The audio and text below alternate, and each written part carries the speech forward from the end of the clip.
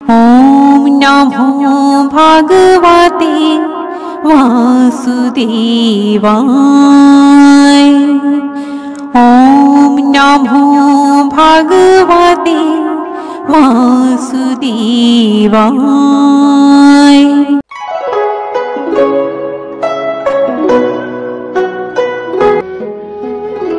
मैं ज्योति गोयनका भगवान श्री हरि के चरणों में नमस्कार करती हूँ और श्री हरि की कृपा से कामिका एकादशी व्रत की पावन कथा आप सबके समक्ष कहने जा रही हूँ। यह कथा कुछ इस प्रकार से है।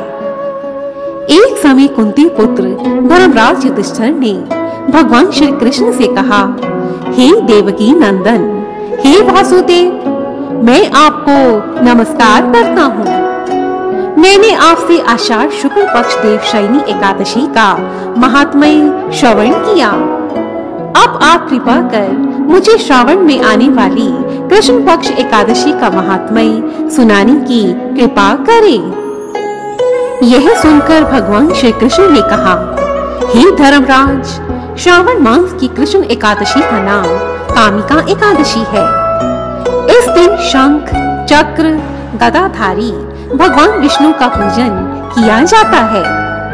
जो फल गंगा, काशी, नैमिषारण्य और पुष्कर स्नान से प्राप्त होता है, वही फल भगवान विष्णु के पूजन से सहज ही प्राप्त हो जाता है। जो मनुष्य श्रावण मास में भगवान विष्णु का पूजन करता है और कामिका एकादशी का विधि पूर्वक व्रत रखता है, उसके ब्रह्म हत्या तथा भ्रूण हत्या जैसे पाप भी नष्ट हो जाते हैं। इस एकादशी व्रत की कथा एक समय स्वयं ब्रह्मा जी ने देव ऋषि नारद से कही थी। वही कथा मैं तुमसे कहता हूँ। एक समय नारद जी ने ब्रह्मा जी से प्रश्न किया, हे पितामह, आप मुझे श्रावण मास के कृष्ण पक्ष की एकादशी की कथा सुनाने की कृपा करें। इस एकादशी का क्या महात्म्य है? नारद जी की यह वचन सुनकर ब्रह्मा जी ने कहा, हे नारद, इस कामिका एकादशी का व्रत रखने से जीव को योनि को प्राप्त नहीं होता। अब तुम इस व्रत की पावन कथा का श्रवण करो। प्राचीन समय की बात है। एक गांव में एक ठाकुर जी रहते थे। ठाकुर जी का एक दिन एक ब्राह्मण के साथ झगड़ा हो गया और क्रोध में आकर उस ठाकुर ने ब्राह्मण की हत्या कर डाली। कुछ समय के पश्चात उस ठाकुर को अपनी इस करनी पर पश्चाताप होने लगा।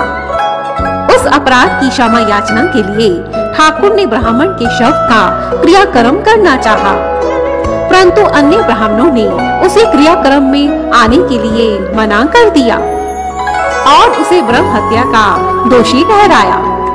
तब उस ठाकुर ने एक ऋषि मुनि से निवेदन किया, हे मुनिवर, मेरे हाथों एक घोर पाप हो गया है। मैं इस ब्रह्म हत्या के पाप से किस प्रकार मुक्त हो सकता हूँ?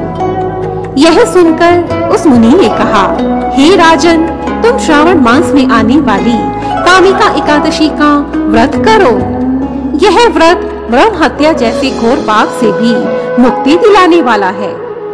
यह सुनकर ठाकुर ने पूरी विधि विधान के साथ यह व्रत किया और इस व्रत के पुण्य के प्रभाव से भगवान विष्णु ने उस ठाकुर को रात्रि में स्वप्न में दर्शन दिए तथा कहा, हे ठाकुर, मैंने तुझे समस्त पापों से मुक्त कर दिया है।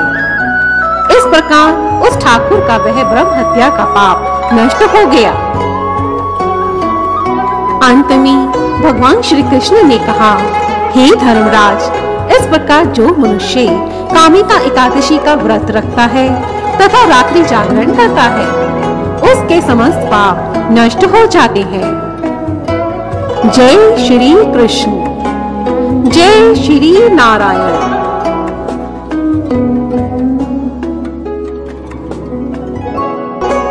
अंत में मैं ज्योति गोयनका आप सभी दर्शकों को एक संदेश देना चाहती हूँ। जो जातक एकादशी का व्रत नहीं रख सकते, वे इस दिन विष्णु भगवान की पूजा करें, एकादशी व्रत की कथा का श्रवण करें तथा साथ ही साथ विष्णु सहस्रनाम का भी श्रवण करें। धन्यवाद। जय माता दी।